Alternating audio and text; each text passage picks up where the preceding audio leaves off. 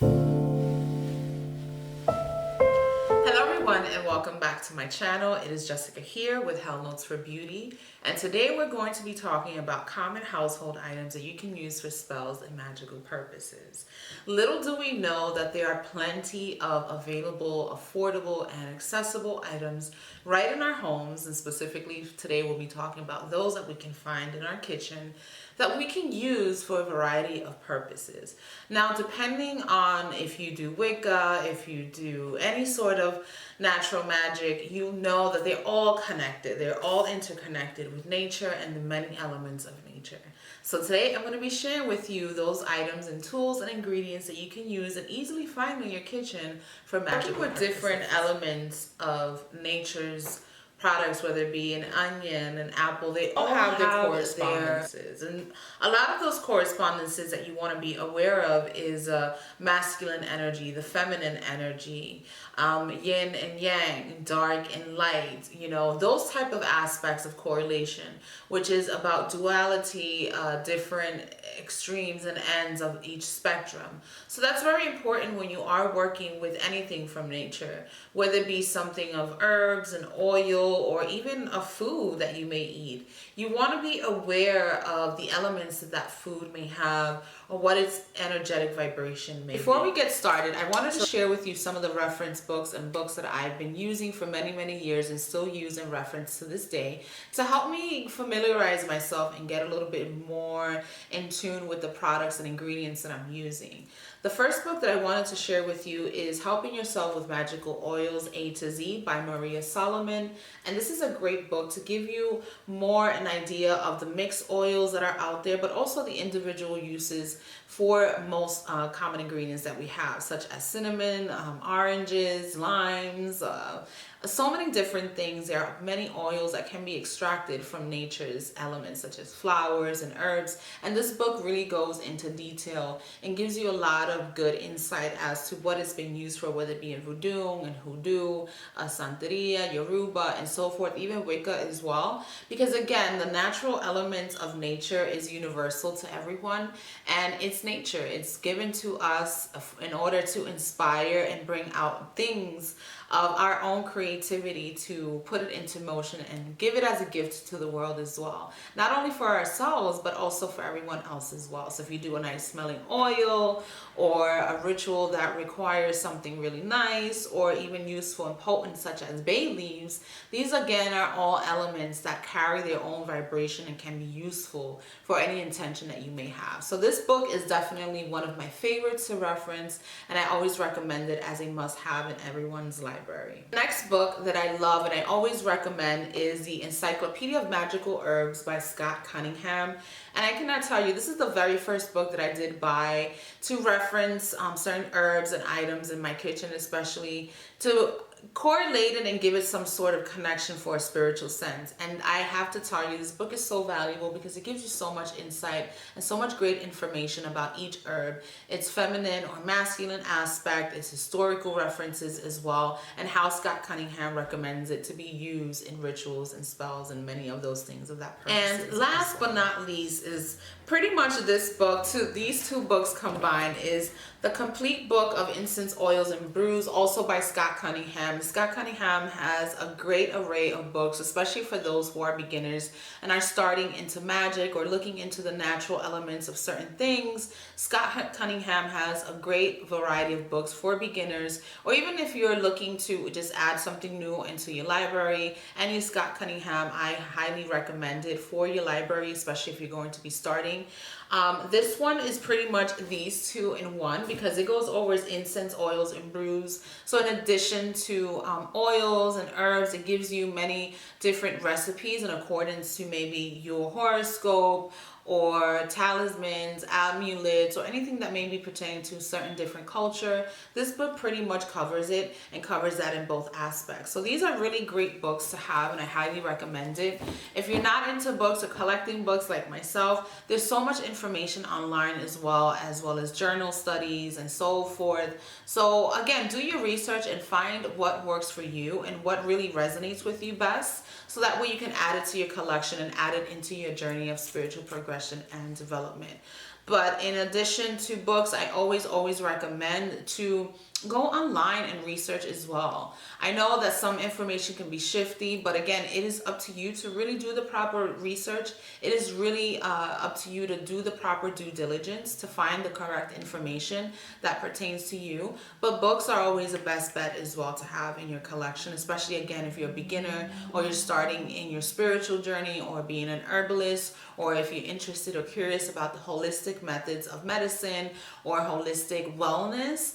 Getting in tune and understanding the different elements and the vibrations, frequencies of herbs and common ingredients that we use in nature especially is very important to have, so you can get a better understanding of the human nature, our human soul and aspect, and wellness overall. And one more book that I really wanted to share that I always recommend is the Encyclopedia of Spirits, and this is by Judica Iles. And this is the ultimate guide to the magic of fairies, genies, demons, ghosts, gods, and goddesses. And I like this book because it's such an interesting way to really explain to people that at times, like let's say for example, you're interested in a love goddess, whether it be Athena or Oshun. It's important to understand that these are energies, these are archetypes that you can tap into, these are archetypes that you can observe and find ways that it resonates with you and apply it to your day-to-day life. So for example, with me, with Oshun, I can see that there's so many other corresponding love goddesses of beauty, love, abundance, money, fortune, and so forth that you can find. And this book really gives you that aspect, not only in its elements of feminine or masculine, or how to be used in rituals, but also its historical backgrounds. This book really gives a lot of good information as far as the mythology, the legends, the folk stories behind some of these archetypes and energies, and also the culture. The reason why some of these cultures created some of these entities and these archetypes in order to help them through certain aspects of human life. So definitely another great book that I recommend, Encyclopedia of Spirits. Again, I will link down all the books below so you can check them out and add them to your library and see which one resonates with you. Always start with one or two just so you can familiarize yourself. These books has taken me years to really get into, to really get the most out of them, because this journey is a long journey and it's an everyday step-by-step journey. But once you start familiarizing yourself again with the ingredients and the products and so forth, you'll be able to develop a greater relationship with the things around you, not only in nature but from within. Now that we've reviewed all the books and the great books of reference, we can get started. So I have quite a few things here to share with you. And again, these are just things from my kitchen that I've known of using before, that I continuously use, have experience with it, and really know that it works for the purpose that it has. I always recommend people to understand that the greatest ingredient and tool that you can have in any ritual or in any spell is your intention. Being intentional and seeing yourself, having that sense of visualization and imagination is key to any ritual, to any spell that you may be trying to perform. The intention is the most important aspect. Now, I do always recommend people that once you have a clear intention and a set intention, and once you set that intention, to forget it. Yes, very important, because you don't want to be constantly influencing or having your expectations on any ritual or anything that you want to come out, because again, you're putting things out into the universe, but with your faith and trust that the universe is going to respond with exactly what you put out. But if you're constantly, keeping track of the minutiae or waiting or expecting or being impatient, things won't turn out the way you would like them to. So that's why it's always important that when you do set an intention, to just let it be and let it develop on its own.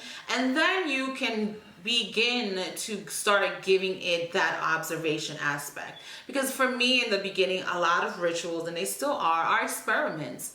And as well as you want to be involved in it and also retreat from it, you want to have a sense of observation. So keeping a journal of your spells and your rituals is very important, because it gives you a timeline and a way for you to reference to your own experience. So it's not like you're referencing this video or you're referencing a book. You're actually referencing your own personal experience, because a lot of people's experiences, most everyone's experience, is unique to them. So my outcome may be a little bit different from your outcome depending on the ritual, its purpose and intent. So it's a world of a difference when it comes to spells and rituals and the outcome as well. So ultimately, the outcome I always tell people and recommend is your clear intention. So making sure that your intentions are clear will help you gain a better relationship with the ingredients. As I go along, I will be referencing this book just to give you some background information of the herb or the ingredient that we'll be talking about. So the first things first that I always reference, I always go to, and one of my first incenses is cinnamon. Cinnamon is amazing, and I love to smell it. And according to the Encyclopedia of Magical Herbs, the element of cinnamon is fire because it brings things into motion. It initiates things. So the initiation of things is that fire, that spark. Its element of gender is masculine. So again, it has that fiery masculine energy. Don't think war type, but do think warrior type, masculine energy, putting things into motion, into heat. Whereas the feminine energy in water is more of the soothing, going within, going into deeper. So that's the two differences when it comes to the description of certain ingredients. Now this, you can definitely feel it that it's hot. Like when I drink it in tea, I can feel that heat, that it warms me. So definitely a good warming ingredient to have. So cinnamon, I always add it to my teas. It's been said that you can also add it to applesauce as well, which is one of my favorite snacks as well. And that helps bring in love, bring in just that soothingness and that groundedness in any sort of relationship. So keep that tip in mind. Its deities or goddesses that it's related to is Venus and Aphrodite. And its powers is related to spirituality, to success, healing powers, psychic powers, love's protection, and love. So again, you can add this to love baths. So if you're taking a bath with roses, you may want to add some honey and a little bit of cinnamon. If you're working on a spell for money or for opportunities or a new project, cinnamon is a great way to add, again, that extra spice and that extra fire energy to any sort of spell that you may be performing. I love to just take a little stick of cinnamon and just take it out and just smell it. I usually will keep one right by my desk because it clears my mind and helps me concentrate and keep focused. So a nice little whiff of cinnamon sticks will always make it perfect. It's great for those people who are studying. So if you're studying or if you're working on a project that you need a lot of focus and concentration,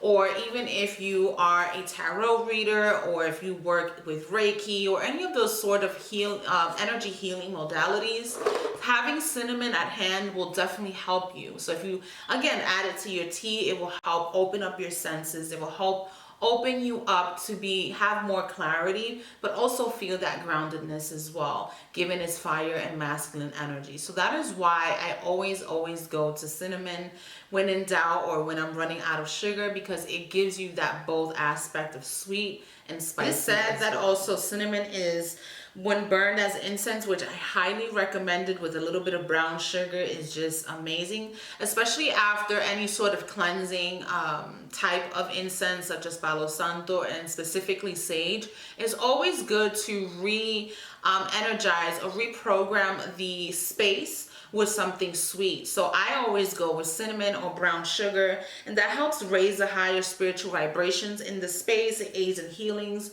draws money, stimulates psychic powers, and produces protective vibrations. So again, cinnamon is definitely my go-to. And if you're looking for something very simple that you want to familiarize yourself on an individual basis, starting off with cinnamon is now keeping on with the theme of fire and masculine energy as we did with cinnamon. I wanted to share with you bay leaves. Bay leaves has so many great uses. It's incredible. According to the Encyclopedia of Magical Herbs, its powers is used for protection, psychic powers, healing, purification, and strength. And as I mentioned, is masculine energy along with the fire energy. And the planet associated with this is the sun. So again, just like with cinnamon, bay leaves has a different spice type of thing. It just really helps enliven things and heat things up. So if you're noticing that things are going slow in your business, or if you're noticing that opportunities are a little bit stagnant, you're dealing with a lot of obstacles, burning bay leaves is one of my favorite ways to add, again, that aroma element. Burning bay leaves is, again, a great way for you to get that energy of that fire energy and put things into motion. I like to add them to little mojo bags. I like to also put them in my mortar and pestle and make a powder out of it. One time I did make a bay leaf water, and let me just tell you how hot and just spicy that water was.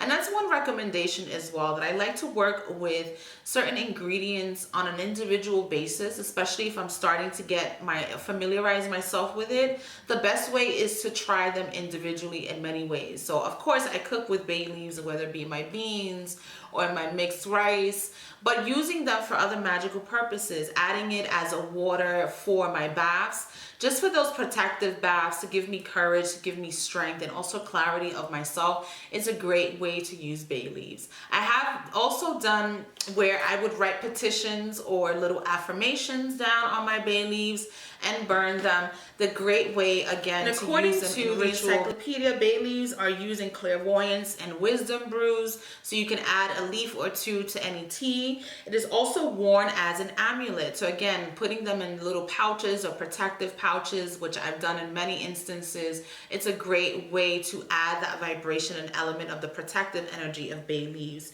It's also used to ward off negativity burned or scattered during exorcism rituals. So if you see that a home is just full of arguments, there's just a lot of commotion going on, or a lot of tension, disagreements, or anything of that nature, doing a floor wash with bay leaves and a little bit of salt goes a long way. It just helps clarify and bring in, again, that energy of just balancing things out without there being so much commotion and anger and animosity. All right, so moving along, salt is by far my favorite. Salt is definitely second to cinnamon, my favorite. I use it for so many different things that you can't even imagine. The salt is related mostly to the ocean, the process of birthing new things, such as, babies are in the womb, and the amniotic fluid, which is pretty much salt water. Now salt, there are many different types of elements of salt, and I won't go into it, but this is pink Himalayan salt, there's Celtic salt, and then you have the regular white sodium salt, table salt that you see on a regular basis. Salt, regardless of which one that you're using, it's purifying, it's cleansing, it's clarifying, it's an all-around detoxer. It pulls things, it absorbs things. It's a great ingredient for magical purposes that I couldn't even tell you how versatile it is, because there's so many different uses for it. First, I make a Soleil solution with this. I drink it. I make a very concentrated salt solution with pink Himalayan salt, actually, which I have here. And I do have a tutorial that I'll link it down below on how to make Soleil water, but I drink this just to cleanse and purify my system, to detox, and to keep myself hydrated. It's said that saline water, Soleil water with crystal salt such as Celtic salt or pink salt has over 90 plus vitamins and minerals that the body needs naturally. Now, your regular table salt is stripped of all those natural nutrients. So that's why you have hypertension, which is why you have swelling and all of that, because it's just sodium chloride. It's just a chemical that just strips all of the water from your system. Whereas this solution, when I just put a simple tablespoon into a bottle of water of this concentrated solution, it keeps me hydrated all day. Because sometimes when we drink water, the regular filtered water, sometimes that water has nothing. So it's pretty much, if we do drink enough, which is good, and on the same token, if we drink too much, it may dilute all the electrolytes that's in our system. So again, having at least a little bit of this solution as a supplement in my water helps me keep that balance, and I don't feel bloated. I don't feel like I just have water sitting in my stomach. I actually feel the water process through my system. So that's why I completely love Soleil water.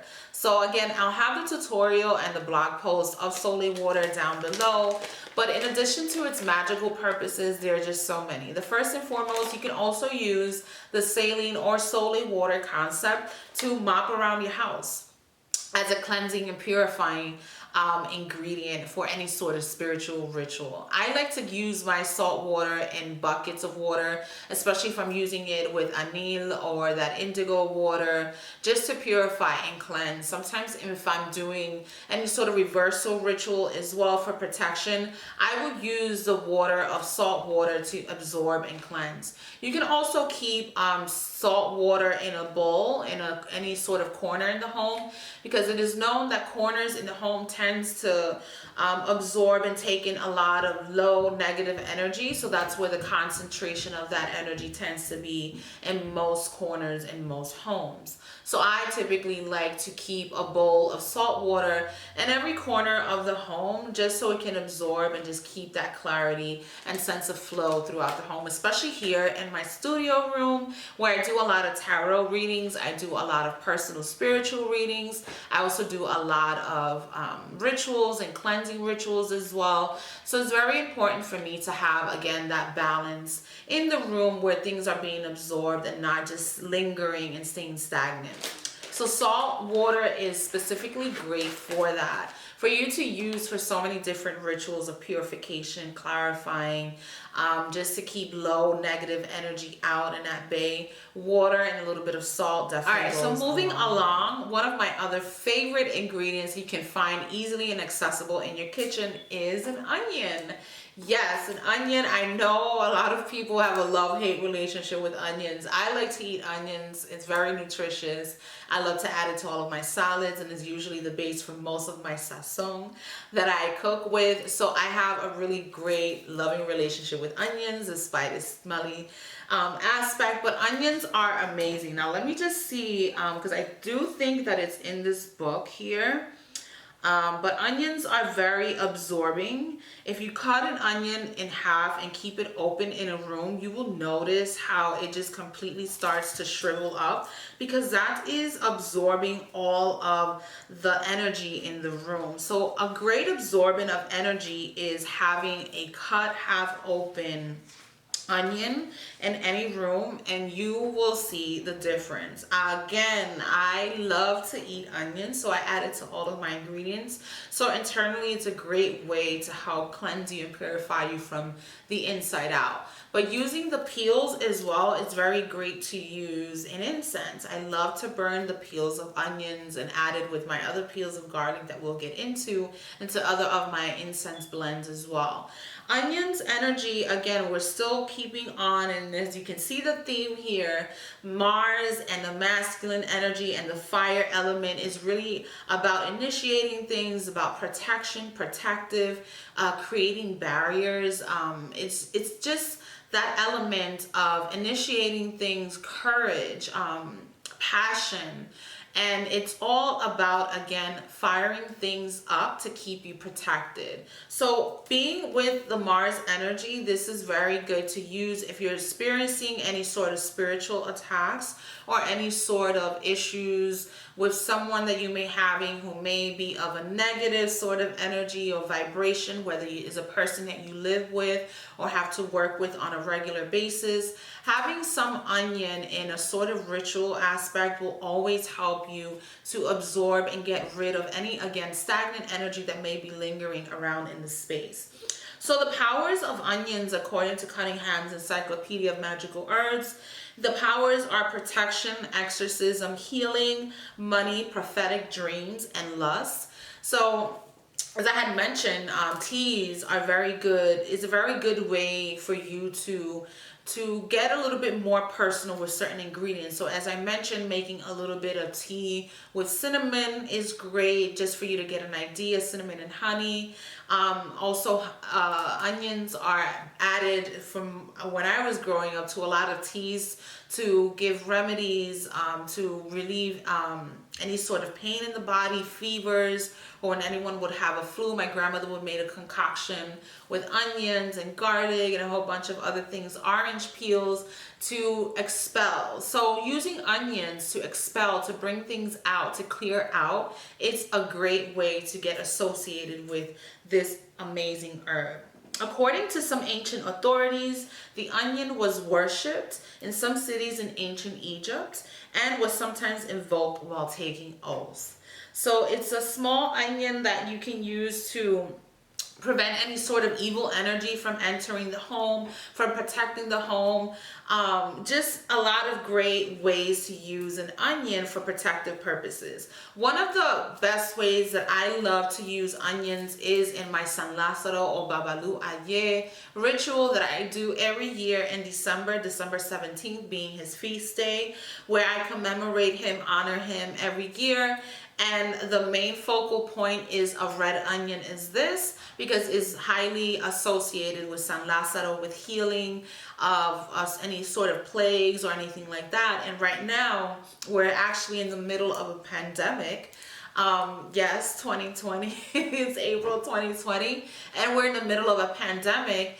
And this experience that we're all experiencing as a humanity, as a whole, has really brought me back to a lot of the folk stories surrounding not only onions but garlic as well, and we'll get into that. But onions has been very highly regarded with a lot of healing qualities, with just getting rid of those disease-like energies or those vibrations, and it just has that element to absorb and take those things in. So onions definitely is my favorite. You can use it to cleanse yourself with it as well, to cleanse and clear your aura, which I have done, and is very predominant and prevalent in the Yoruba Lukumi tradition, where you take fruits, vegetables, anything, and offer it and sacrifice it to the earth, to the element, after cleansing and purifying yourself. So again, there's so many endless ways of using things in nature. It's just a matter of your customs. Is also a matter of your intuition. So again, be very creative with these things. And in addition to the onion, I love garlic.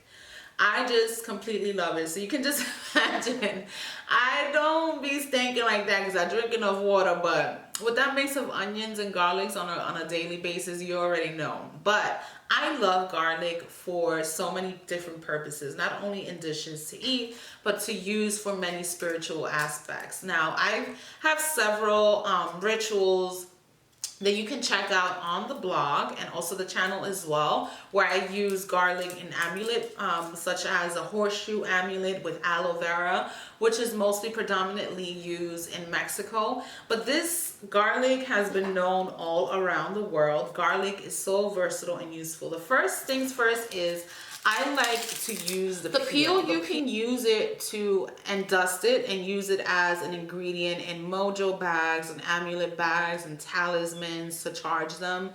I love to use the peels to burn them as incense. Let me just tell you that the energy that garlic has is truly amazing, and I love it, and I use it for so many different purposes. And incense is one of my favorite ways to use and incorporate garlic in my rituals. It leaves a really rich and clean scent of garlic, but it doesn't linger for too long. But you just know immediately that your house is being cleansed. How I use it is I just light up a charcoal and take the peels and add them to that. I also, and as I'm going along looking for this here, I also wanted to mention ginger, because I have a little piece there, but I don't want to go down and grab it, so I'll just go over it. But garlic is truly, truly amazing. So again, keeping in tune in the theme with protective, cleansing, purifying sort of ingredients, garlic is also masculine and fire energy, and it's also related Hours to of garlic Mars. Is protection, healing, exorcism, lust, and anti-theft. And the story goes that it is used to guard against the plague. So now, being in the midst of a pandemic, definitely very useful, not only for internally to cleanse, but also to use in ritual purposes for protection of that aspect. So it is still used to absorb diseases, and it is also recommended, as I recommended with the onion, to pass it around your aura to cleanse, as is known in the Lukumi tradition. This simply rub peeled cloves of garlic onto the afflicted part of the body, then throw it into running water. Definitely a great tip to use. And Old Spell utilized garlic in protecting against hepatitis. To do this, simply was 13 cloves of garlic at the end of a cord around the neck for 13 days. So could you imagine a necklace filled with garlic? But hey, those were the superstitions. Those were the folk stories behind these ingredients that were used, and people used to swear by it. Also, soldiers wore garlic as a defense in the Middle Ages, while Roman soldiers ate it to give them courage. So again, if you want to use maybe garlic before a speaking engagement, add it to an ingredient in your dish, or your lunch or your breakfast, or you can add it to any sort of water. Again, being creative with these things is how you're able to develop your intuition, because you're getting in tune and learning a little bit more about the beauty. So moving along, we're going to be going now into the more sweeter aspects of things, such as love and the water element of abundance and attracting. So the things that I discussed in the first part are more things of just repelling, of cleansing, of renewing, regenerating, purifying, establishing, and so forth. With the love elements, the more calming and serene elements such as water, flower elements, and the sweeter aspects are more things to attract, are more things to solidify into our lives and just to bring in. So things as honey, of course, which I don't have here. I'm the queen of honey, but today I don't have honey, but we'll definitely go into honey first. And honey can be used for so many things. I actually use honey on the tip of my tongue before I have a heated or very strong conversation with someone. I also add honey on my lips as a lip gloss, just to be more appealing during presentations, to be more understanding, and just again appeal to the opposite end of whatever it is I'm discussing or trying to convince. Having a little bit of honey can help you with that. Especially if you're dealing with anger or you're dealing with tension or anything like that, having a little bit of honey just changes your whole vibration and your whole frequency. Honey is the way to go. I always say honey is like the glue that seals the deal for me, and it definitely does. I always add it last on any sort of cleansing, purifying, or sweet ritual that I may be performing. Honey is the one that I gravitate to first and foremost. So in addition to honey, one of my favorite things is sugar. And sugar, as we all know, comes from the sugar cane, and it is associated with the gender of the feminine aspect, associated with Venus, and its powers is love and lust. And again, just not compromising, but having things a little bit more your way. So what I like to do actually with sugar, especially this white sugar, is added with a mix of water with salt. Salt and sugar is the primordial ingredients to use to help balance you out, especially if you don't have access to herbs or don't have anything. Something really quick that you can have as a balancing act is a little bit of salt with a little bit of sugar, and boom, you have the perfect combination. And here, sugar has been long used in love and lust potions. So again, adding them to baths, adding them to any sort of floral water, any ingredient where there's love involved, you definitely want to have sugar on your side. And also, scattered sugar in the home dispels evil energy, and it cleanses and purifies areas before rituals and spells. So it's a great way just to have a little sprinkle of water. I always have a little bit of water here.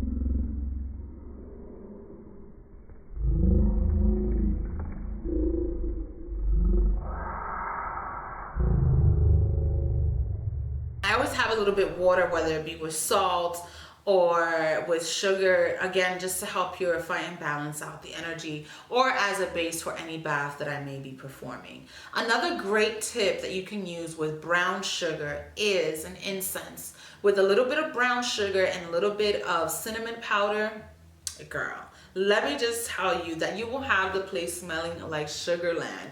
It's truly, truly amazing way, again, with connecting with certain ingredients. So after I use sage or any strong incense such as dragon's blood to purify, expel, and dispel things out of the home, I like to reintroduce positive, loving energy into my home by incorporating brown sugar. So a great tip for you to balance out and bring in more sweetness into your life. So we're almost done with the last three, and the next thing that we're going to be talking about is chamomile, and I love me some chamomile. You know, at the end of the day, on a rainy day just like it is today, I'm going to be ending my day with some amazing chamomile. But I wanted to just go over again some of the basic elements of chamomile. Chamomile is also related with the goddess, the feminine energy, and it's good to cleanse, purify, to bring happiness, to bring stability into your auric field, or any sort of ritual that you may be performing, whether it be for love. I love to use chamomile for those type of amulets or charms that I'll be giving for self-love and self-empowerment, because chamomile is very much related to the goddess of love, empowerment, especially with self-love. So treat yourself a little bit by having just a little bit of chamomile tea with a little bit of honey, and you'll thank me later. For sure, very calming and feminine aspect of who we are, and balancing out that feminine energy within ourselves. Chamomile again is associated with the element of water, which again, anything that is associated with the element of water is associated with just aspects of the emotions, aspects of our memories, and who we truly are and how we love ourselves. Chamomile is used to attract money, so a hand wash with a little bit of chamomile water will definitely go a long way, especially if you work in business where you're dealing with a lot of transactions. For me, I type a lot, I send out a lot of emails, so I like to wash my hands a little bit with that. Even before I start working on a new project or a new product for my shop, I like to have a little bit of chamomile hand wash my hands with it and start working with it, because again, it'll give that energy of prosperity and clarity. It's also very purative sort of herb, and also protective as well. So if you want to use it for any sort of cleansing water or as a floor wash, again, using chamomile can help you with that. Again, it attracts love and a lot of tranquility as well. Now, German chamomile, which is a little bit different from the Roman chamomile, is more of a fairy. I think this one is the Roman chamomile, if I'm not mistaken, and it is associated with the element of water, but also with the planet sun, so it has that duality and that balancing effect. The German chamomile is masculine and also with the element of sun, so it's a great herb to use to just initiate things, to start things, or help to give you a little bit more clarity, courage to take the next step on the project. So now I have here agua de azahar, which I found actually at my local Hispanic supermarket in the bakery section, and this stuff smells amazing. This is orange blossom water, and apparently it is used in certain type of baked good recipe. I really haven't looked into that, but I've been using this for quite some time.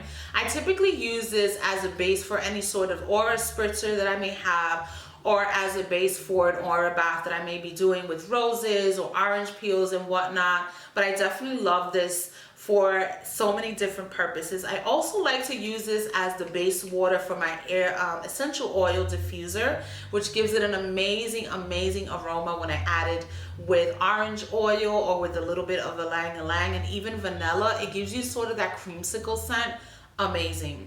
But orange water is used for so many different things, especially for love and self-care. Going over here, it's associated with the masculine energy, with the sun and fire energy. So it's a great uplifter. It's a great way, again, to initiate things, a great way to give you courage and clarity as to the things that you would like to get done. It's also good for love, divination, luck, and money. And the dried peel and seeds are used and added to love sachets, and the flowers are added to any sort of bath to make you more attractive. When you eat an orange, think of a question you want answered, and the question will come up as a yes or no. The answer will come up as a yes or no. Orange is drunk in rituals in place of wine, and an infusion of orange peels will guard against drunkenness. So I guess that'll be good for those of you turning up. But it's also good for love potions and baths. So again, I love to use it for beauty rituals, for just cleansing and self-love rituals, but also a great way in order for you to use in association with citrine to help you bring courage and build that courage during public speaking, for projects, or even YouTube video as I'm doing here. But there's so many different ways that you can incorporate oranges into your spells and rituals, but using it again in association with the uplifting energy of the sun to give you courage, to give you stamina, to give you energy and strength.